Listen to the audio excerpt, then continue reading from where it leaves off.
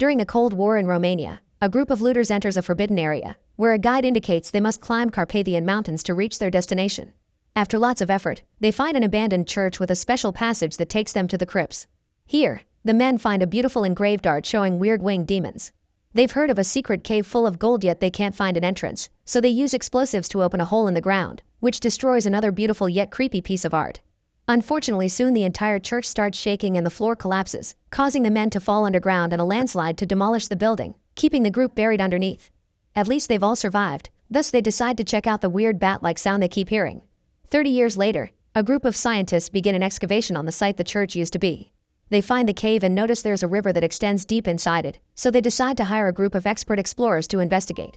Meanwhile in Mexico, Tyler and his team of divers are looking for an underwater cave in Yucatan. They don't have much luck and most of the team gives up after a while, but Tyler stays until he finds it. He's rather smug when he returns to the boat, but his brother Jack scolds him because it's important for his safety to stop when the group calls time. Later in the evening, they get a call from Dr. Nicolai, who wants to hire them to explore the cave under the church ruins, promising it goes deeper than 19 miles and he wants to record it all. The team finds the concept intriguing and accepts the job. The following day, the team arrives at the exploration site, and while they get their equipment ready, Tyler notices Catherine, one of the scientists. He immediately goes to introduce himself with the intention of flirting, but he misses his chance because the cameraman Alex is there too. At least Tyler gets to show off his diving equipment, but their talk is interrupted when Nicolai introduces Jack to Catherine, and the two of them immediately hit it off because of their shared interest in cave ecosystems. A jealous Tyler is left behind and he notices Alex taking pictures of something weird which turn out to be the rests of a human being that they found in the cave. In the evening, the teams of scientists and explorers meet up to go over the information they have so far. There's an enormous cavern about 300 feet down, which they have named the Titan Hall, with a sump that leads to an underwater passageway. They need to find a dry cavern somewhere in the system where they can set up camp and the scientists can gather samples. Since it's so big, they'll be down there for 12 days. Survival expert Top reminds everyone that they've already found a body, so they need to respect the cave and be careful. After the meeting, Nicolai tells Tyler and Catherine the story behind the cave. It's said that the church was built to seal the cave as a display of God's protective power. From what he can gather from the broken art, the knights entered this cave to battle demons. The next morning, the team begins making their way down the hole. The Titan Hall is absolutely beautiful, and the group immediately begins preparing their equipment for the exploration. They decide Briggs shall be the first scout, and he gladly jumps into the water, finding a curve up ahead after some minutes of swimming. Using his communicator, he lets the others know he may lose his connection soon and that'll call them when he can set up the fiber optics on the other side. While the group waits, Tyler expresses how unhappy he is that he wasn't chosen because he thinks he's the best scout on the team, but Jack sticks to his decision as a way to punish Tyler for what he did in Mexico. While Briggs continues his exploration, Catherine approaches Tyler and gives him a spider in a tube as a consolation prize, and they bond over the fact they both want to be the first ones to discover something nobody has ever seen before. The rest of the team is starting to wonder if they need to send someone after Briggs because he's taking too long. But at that moment Briggs calls and informs them he's found the perfect place to set up camp at 2.4 miles from the main cave, so he sends them the scan he took of the route with the sonar. Suddenly Briggs is startled when something runs past him, and he picks it up to show to the team some kind of weird-looking mole. The animal protests the hold and runs away, but then Briggs goes very pale and says there's something else there. The connection starts failing and after a few seconds they lose contact with Briggs.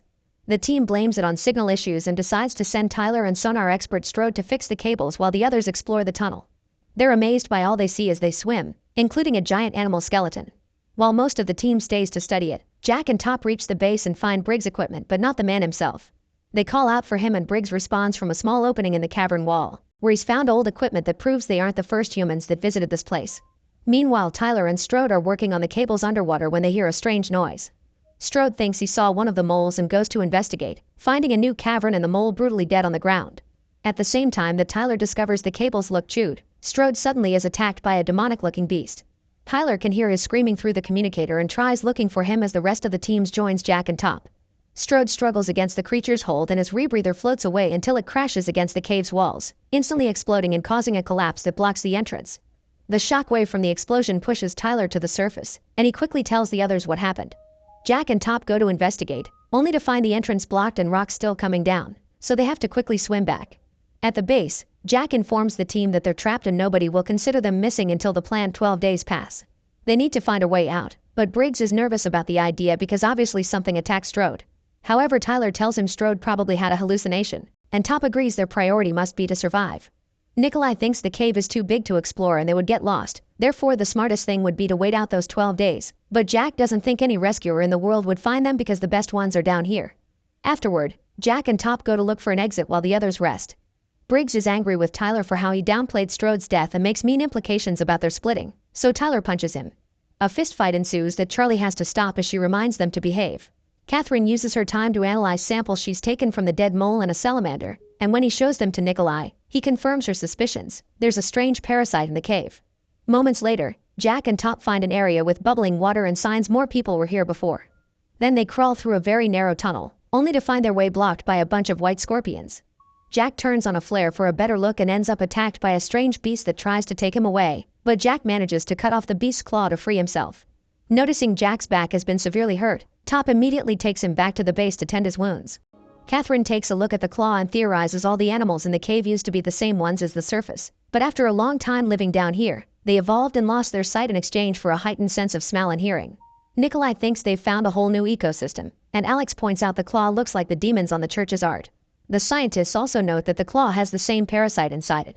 Even with a dangerous creature out there, Nicolai thinks they should wait, but the team agrees they should move on and find an exit before they're eaten.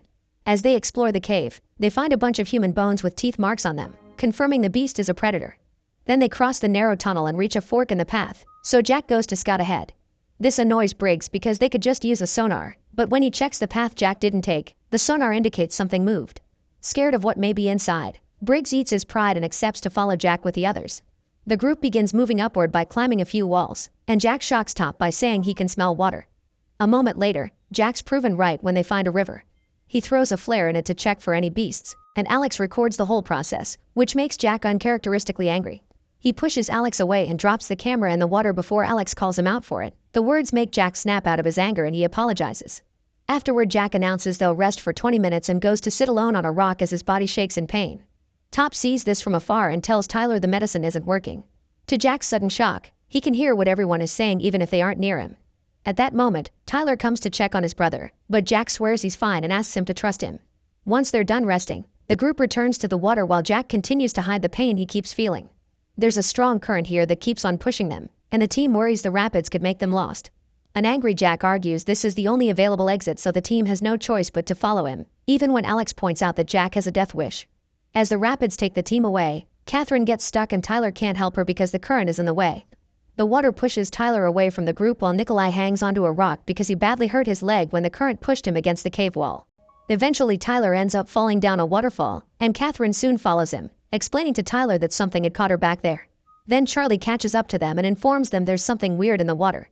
When Tyler checks, he discovers some weird eels with big teeth. He uses a flare to scare them away, and at that moment they are contacted by the other three guys, who also light a flare to mark their location. As Tyler and the girls swim towards the others, they hear Nicolai fall off the waterfall too. Jack decides to go looking for him, but at that moment they hear Nicolai screaming because something is attacking him. Catherine wants to help him, but Top reminds the group to stay in a circle for protection and wait patiently. Jack follows the trail of blood and discovers a huge horrific creature taking Nicolai away, so he follows them. When he resurfaces, he sees the creature taking a dead Nicolai through a very narrow passage and notices tattooed letters on the creature's hand, meaning this beast used to be human. Back to the group, Alex feels something moving in the water and starts kicking like crazy, which seems to be enough to scare whatever it was away. Jack shows up and tells them about what happened, causing Catherine to blame him for Nicolai's death because he never wanted to leave the camp. The group keeps on moving and they hear weird sounds that they identify as echolocation, proving the theory of the creatures being almost sightless. Eventually they find a current that seems to be the main water flow, which should get them outside, but they aren't sure if it's safe considering the creatures. Jack decides they should start climbing the walls and Charlie volunteers to go first, but Jack turns her down, saying he and Tyler have this. As they get the equipment ready, Catherine tells Tyler that Jack is too sick to lead, which is overheard by Jack. Charlie takes advantage of their being distracted to start climbing first, moving expertly quickly to reach an edge in a matter of minutes. At the top, Charlie can feel a draft, and the others get ready to follow her. However, when Charlie looks deeper inside, she finds a giant bat-like creature that roars at her. Charlie immediately backs away and slips off the edge, causing her to fall and be unconscious for a few seconds. Thankfully, the rope holds her up, and when she wakes up, she discovers the beast is coming after her. The team begins working on getting her down, but they aren't fast enough, so Charlie begins swimming her rope as she uses her flamethrower to keep the beast at bay. Once she has enough momentum, Charlie cuts the rope and jumps on the adjacent wall, thinking she's finally safe. Unfortunately, the creature can fly and immediately jumps on her to start attacking her. Thus Charlie tries to defend herself and uses her flamethrower to light the beast on fire. The creature falls dead, but sadly Charlie dies as well. After the team retrieves Charlie's body, they notice Jack is looking very different. His pupils are slated and his skin is pale. Catherine finally realizes the parasite entered Jack's body through his wounds and he's changing like the other animals and people that were here before. Tyler tries to defend his brother and his decisions, but Catherine, Alex, and Briggs decide not to listen to him anymore and take the main water flow they saw earlier. Then Jack, Tyler, and Top climb up the wall since the corridor is safe now that Charlie killed the creature. Soon they reach a steep frozen cliff, and Jack decides they need to go down. Tyler slips and barely manages to land on an edge, but his rebreather falls and hits Top, making him slide down and hurt his leg. The rebreather slides down as well and makes a hole in an ice wall, revealing another cavern.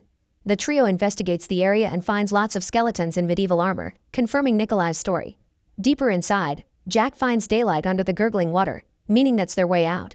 Suddenly Jack begins feeling sick again, but he ignores it and tells their friends to leave while he searches for the others. Tyler refuses to accept this plan because Jack is clearly sick, which makes Jack so angry he almost starts a fight. Top immediately stops him and convinces him that Tyler is the one that should look for the others. Meanwhile, Catherine and the others are getting ready to swim, but Briggs hears a creature approaching. He tells his friends to run away while he lights a flare, but the beast isn't scared and attacks him anyway. At the same time, Jack and Top are found by a creature too. They move out of the way before they can get hurt, but when the beast flies by it takes one of their rebreathers. Back to Tyler, he makes his way through the water while ignoring the eels, and when he resurfaces, he finds his team's equipment covered in blood. Then he hears screaming and follows it to find Briggs being taken away by the beast. Tyler crawls through the crevice to try to save him, but it's too late. The monster has impaled Briggs on the stalactites. Before dying, Briggs tells Tyler that Catherine is deeper in the tunnel and gives him his pickaxe. At that moment the monster shows up and Tyler begins running away through the tunnel only to find another creature on the other side. Thankfully he also bumps into Catherine, who uses the sonar to send strong sound waves that scare the creature away because sound is their weakness. The duo escapes together until they find a river, and they jump into it to swim away as they share Tyler's rebreather. They have to go through a narrow passage that causes them to lose the rebreather and Catherine loses consciousness, so Tyler has to drag her along to the surface. Thanks to Tyler's use of CPR, Catherine quickly wakes up. At that moment they hear a weird sound, but it turns out to be Alex, who warns them the monster is coming after him. Tyler finds an ice vein and assumes it connects to the one Jack found earlier, so the trio immediately begins climbing. Moments later, they find the cavern with the skeletons and reunite with Jack and Top. The creatures are hanging from the ceiling as if waiting for something, meaning they need to hurry up. They don't have enough rebreathers even if they share, so Jack decides he'll recover the one the monster stole. The rest of the group moves towards the water only to slip and drop a rebreather, which makes enough noise to catch a creature's attention. Alex uses the sonar to keep the creature at bay, but it starts breaking stalactites that fall on Alex and hurt his leg. Tyler tries to go back to help him, but the monster gets there first and kills Alex. Another creature approaches them from the water, so Top and Catherine try hiding to avoid its echolocation. The monster finds them anyway and it won't leave even when Top hits it with a rebreather, but Tyler jumps in and kills it with a machete. Meanwhile, Jack runs away from a third monster and climbs a wall to retrieve the last rebreather, which he reaches after hitting the creature to make it fall. More creatures are coming, so Jack tosses one of the tanks to his brother and puts a flare in the other to then toss it in the water. The tank explodes and the whole cave begins shaking, distracting all the monsters except for one. That creature flies toward Jack, who jumps on top of it and brings it down into the water as a sacrifice to help his friends. Before the cave finishes crumbling, Tyler, Catherine, and Top swim towards the light and manage to finally safely reach the outside. Some days later in the city, Tyler says goodbye to Top before meeting with Catherine at a cafe. He wonders if Jack could have survived outside considering his mutation, but Catherine isn't sure anymore. As she kisses Tyler on the cheek, she explains she thinks the parasite wanted to come out, and Tyler notices her pupils are changing like Jack's did. Then Catherine goes away, and a terrified Tyler tries to chase her to stop the parasite from taking over humanity, but he loses her in the crowd. Make sure to subscribe and turn on notifications so you can watch more videos like this. Thanks for watching.